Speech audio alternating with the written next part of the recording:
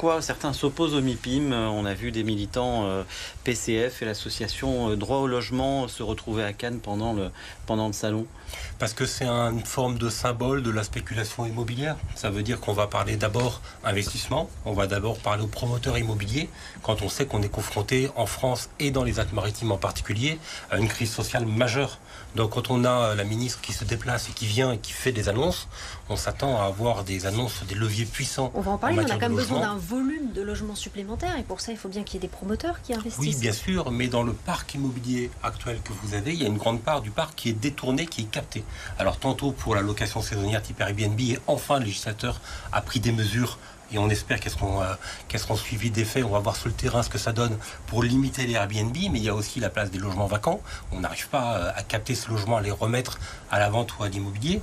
On a le fléau dans les Alpes-Maritimes, surtout dans les petites communes côtières, des résidences secondaires. On a des communes où on a 30, 40, 50% de résidences secondaires quand on plafonne à 10-12% de logements sociaux. Donc on a des vraies difficultés. Une part du parc immobilier, que ce soit à la location privée, publique ou à la vente, est captée par ces secteurs-là, et on s'attendait à des annonces fortes qu'on n'a visiblement pas.